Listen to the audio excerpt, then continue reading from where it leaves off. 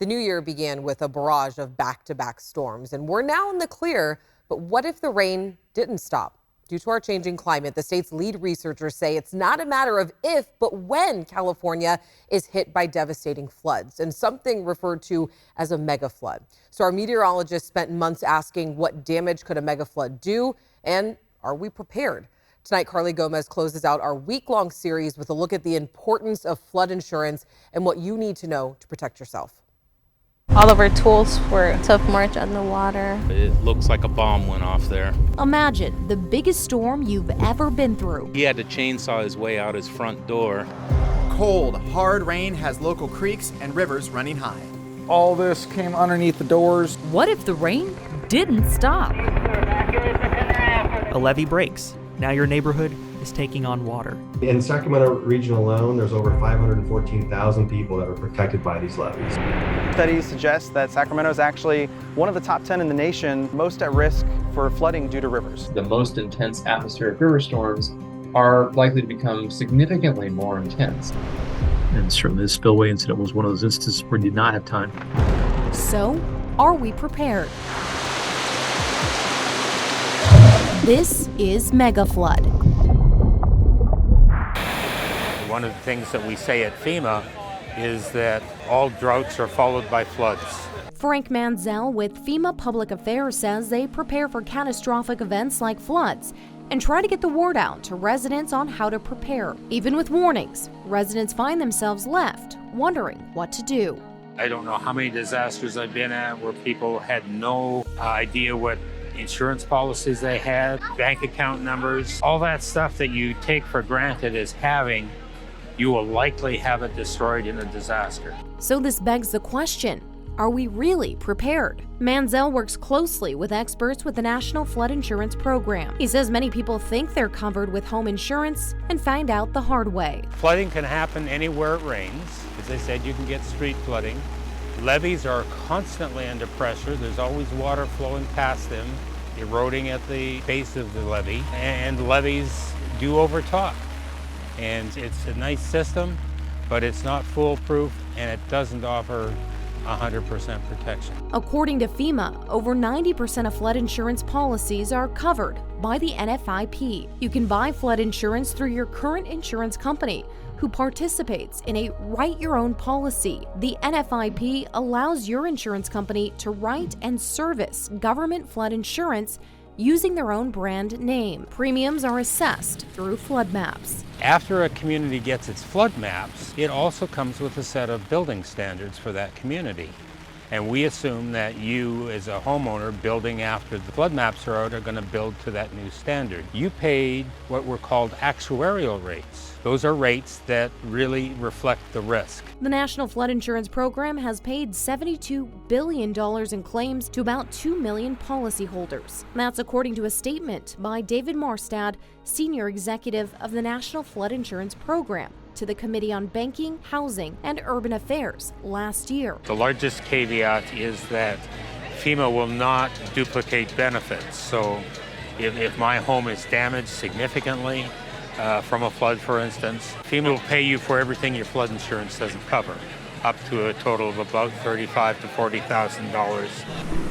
Private flood insurance is beginning to gain ground in sales as more tools and forecast for flood zones becomes available. Often, private insurance can cost a bit more, but can cover higher value homes. Private flood insurance, they're usually higher, but not necessarily so. You can shop around and compare prices.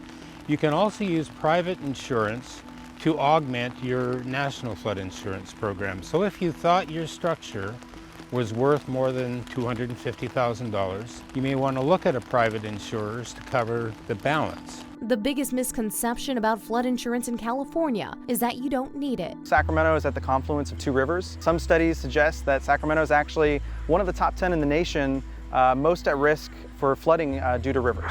Flood maps around Sacramento metro area shows the regions near rivers, lakes, dams, levees, and canals are definitely at risk. Take Natomas, Pocket, and South Sacramento, surrounded by major water sources. But it doesn't mean outlying areas are safe. 40% of our flood claims that we pay are for structures that are not in a flood zone. John Kane with the State Water Resources Control Board continues to advocate for public education when it comes to our water channels. Make sure you get flood insurance, even if you're protected by a levee, because that levee could fail. And having a community, not just a few homeowners, but the whole community of people to have flood insurance really helps the community build back from floods. Those emergency to-go bags constantly mentioned in earthquake scenarios can also be used in floods. Having a kit that's fully inclusive of everything that they may need, including personal medications, pet supplies, things like that, that can accommodate everybody within their family. Levees and drainage canals like this one can be inundated with water in a mega flood. You and your family will need to be ready to evacuate in a moment's notice. There's also some extra things you may need for that emergency kit. That includes non-perishable food for at least 3 days, including water. You're also going to need maybe a first aid kit for yourself, but also some important factors that add onto this list, aside from those emergency kits you already have for earthquake help, is possibly a whistle in case of an emergency. You also want to waterproof some of those documents in plastic bags or containers. Another extra step, making sure you have extra clothing from areas that are inundated with water. You want to have those extra blankets, clothing, anything protective to wear. And another one on that list includes some cash on hand in case of emergency situations with power outages. Apply to the megastorm as much as it would apply to an earthquake or a wildfire. Have an escape plan and a place to meet. Now it's a race against time for our infrastructure to meet the rate of climate change due to our warming planet. Being prepared is our best chance at protecting our communities. And Carly is with us now. I mean, we really just saw a sliver of the kind of damage we could see if there was major flooding. Right. What have we noticed that homeowners really need to watch out for after the storms that we just saw? I mean, we just saw it all when we saw all of the winds pushing everything, because these storms are one after the other. So the inundation of the water in the soil has caused a lot of those trees to start bending and shifting. So when they fall into your homes, people don't think of it like that. They just think, oh, well, I'm far from a levee, it's not going to affect me. But your tree fell because of the water. And then you have to think of the levees. A lot of areas that do have levees surrounding them, it may be a false sense of security. So they're easily able to fall and break apart, as we've seen for a lot of areas, and it's a big concern. Yeah, and we know that President Biden, he was just in Northern California visiting all of that damage. What is the importance of the state really securing that federal disaster declaration? Yeah. What does that mean? It's very important. I mean, when you heard about the insurance, you can get private insurance, you can get flood insurance through the National Flood Insurance Policy and Program, but it's when it's declared a national emergency or a federal emergency, you can start applying for additional funds that would cover you beyond what you already have. So those are important for a lot of places, like hurricane-prone places, when they get those national disasters declared. All right, Carly, thank you. And if you did miss any of our 4-part Mega Flood series, you can watch it all on abc10.com/tothepoint. All you have to do is just look for Mega Flood, and it's on our streaming services like ABC 10 Plus too.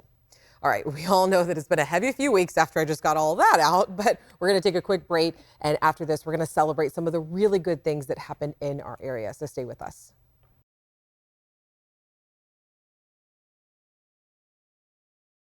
Okay, so I want to take a little bit of time here to talk about all the amazing, good, wonderful, happy, exciting things that happened this week. So I want to start first with a very big thank you to all of our viewers for your generosity, because over the past few weeks, we have brought you several stories of people experiencing homelessness and their struggles to survive during these dangerous winter storms. And well, community advocates tell us that they saw an increase in donations after our stories aired, meaning that many of you felt moved to give.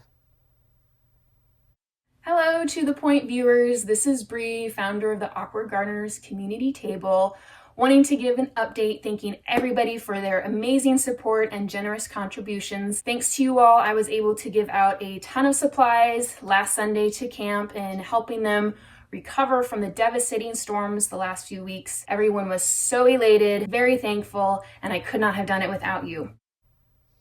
And a couple of viewers even reached out with a potential job and housing opportunity for one of our people in our story. And we just want to let all of you know that we see you, We are grateful for how much that you care and the impact that you're making, because you are making such a positive difference in these people's lives. So if you do feel moved to give, we do have all those links to the various organizations that we've been featuring here at abc10.com/tothepoint. All you have to do is just look for the links mentioned article. It's all right there. And we also want to highlight 4 federal award winners right here from our area who were recognized in a ceremony in Washington, D.C. this week. Rebecca Habegger brings us the story. Every year for 41 years now, the U.S. Marshals Service has held the Director's Honorary Award Ceremony, which are the highest award you can receive in the Marshal Service. Laisha Boyden is the acting U.S. Marshal for the Eastern District of California. Her office successfully nominated 4 award winners for this federal recognition, including one for Citizen of the Year. Paris Dye is the Managing Director of Impact SAC, a youth-serving nonprofit organization ABC 10 has featured in past stories. So that was awesome, and it was given for our collaboration with the Marshals Service and some of the work and exposure that we've been able to collaborate on for young people in our communities. She's been instrumental in me connecting with the community and her sharing her relationships and her partnerships with me. And I'm just proud of all of the recipients, because it was well deserved. All right, chicken coops, encyclopedias, and Star Wars memorabilia. After the break, John Bartella is taking us on the back roads to a galaxy not so far away.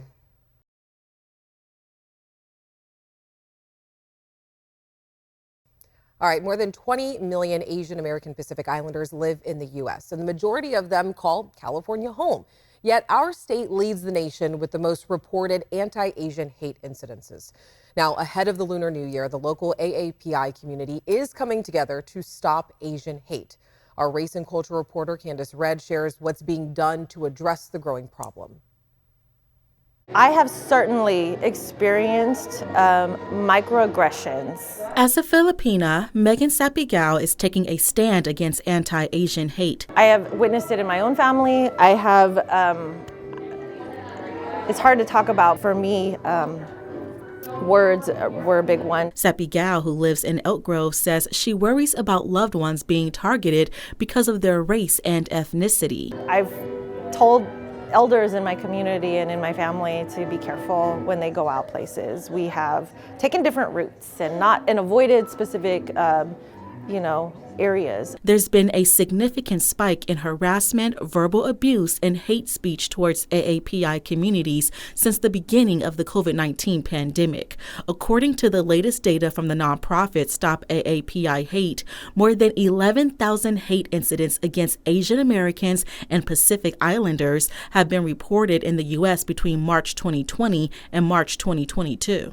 California accounted for the most incidents with more than 4,300. Change does not happen without the community and without our voice. And that's why Sapigao worked with the Laban Group to help launch an anti-Asian hate awareness campaign on Friday. The Laban Group is a Filipino-American media collaborative that's composed of 4 organizations. That includes the Asian American Liberation Network, the Bulasan Center for Filipinic Studies, Everyday Impact Consulting, and Philippine Fiesta. I'm really proud to be here today. The group presented the campaign at the California Museum to raise awareness about AAPI hate incidents, specifically in Sacramento and Stockton. We also wanted to make sure that people have the resources that is available to them in case they're victimized by acts of anti-Asian hate and violence.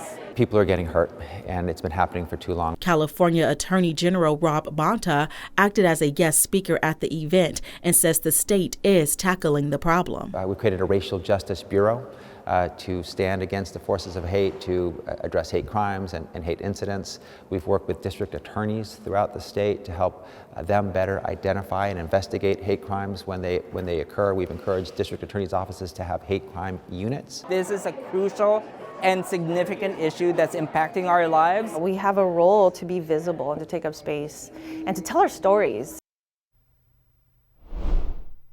And I also want to mention that the Lunar New Year is on Sunday, but the celebrations, they have already started in Sacramento to kick off the Year of the Rabbit. Asian Resources Inc. in South Sacramento just wrapped up its Lunar New Year walkthrough celebration, and dozens of people came to learn about how the New Year is celebrated differently among various East Asian and Southeast Asian cultures. And we met with 2 Mien women at the event who spoke about the significance of cultural representation.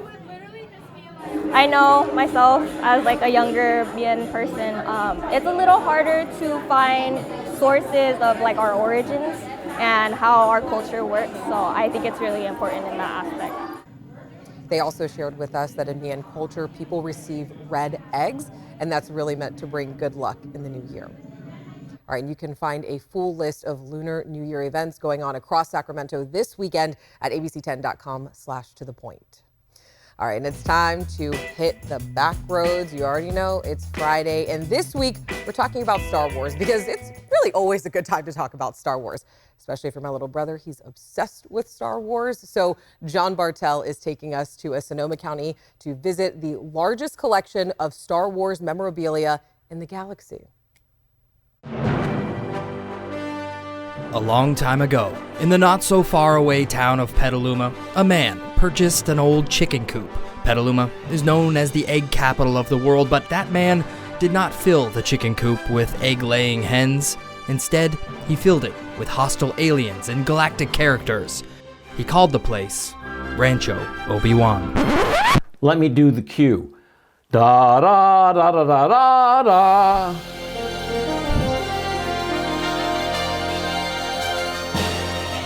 This is Steve Sansweet, and not only did his voice rendition of the Star Wars theme song save me a fortune in paying for musical royalty rights, but he also gave me a free tour of this massive memorabilia collection.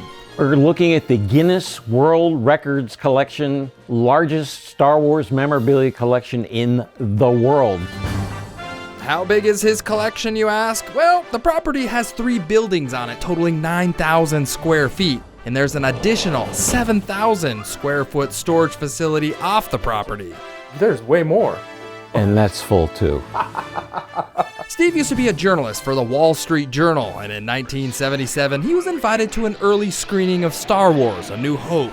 And after seeing the film, he was an instant fan. My life has been Star Wars for 46 years. Steve eventually became part of the fan relations at Lucasfilm and literally wrote the book, or should I say, books on Star Wars fandom. 17 different books on Star Wars, 2 encyclopedias. In all those years of collecting, Steve has acquired some really sought-after items. Hi, Kathy. Hi, Steve. Golden Droid C-3PO from Return of the Jedi. Prototype rifle from Boba Fett from 1978. Millennium Falcon structure. Authentic action figures and movie props get a lot of attention, but Steve also likes to show off his collection of knockoff Star Wars items. From Turkey, they thought they could get away with it because they called it Stars War. Is this a calculator? It's a calculator. Steve even has a collection of Star Wars branded food, including an original Pepperidge Farm cookies. Oh my god, oh, that's horrible. What is what? We can let them through now. Thanks, bud. The tours at Rancho Obi-Wan generally last 3 or 4 hours, and trust me, you'll need all that time just to get a glimpse at a few of the items here. There's even plenty of reading material in the bathroom. From the beautifully crafted fan art to the hard-to-find toys, there's almost no Star Wars item that Steve won't collect. I love sharing the collection. If you have a collection and it's in boxes and in your garage, what good does it do? And though many items here at Rancho Obi-Wan are priceless, the displays are not just for Star Wars superfans. There's something here for everyone. Steve just has one rule, though. We don't talk about money in here. It's all about the passion behind the collectible. From Rancho Obi-Wan in Petaluma, I'm John Bartel. Hope to see you on the back roads. All right, and you can find all of the stories from Backroads, the Backroads universe at abc10.com/backroads, and we'll be right back after this.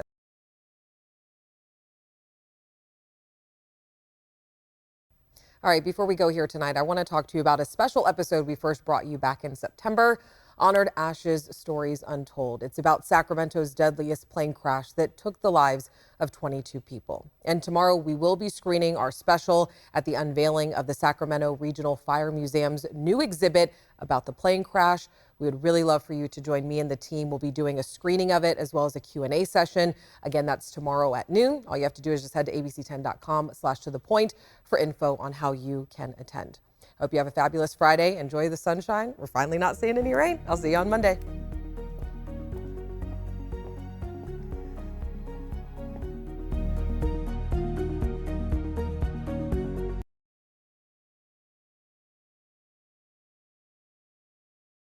Hey, it's Alex. Just wanted to say thank you so much for watching. I really love hearing from everyone, and I hope that you'll stay in touch. Reach out to me on Facebook at AlexBellTV, or you can email me at tothepoint@abc10.com, or you can even send me a text message at 916-321-3310.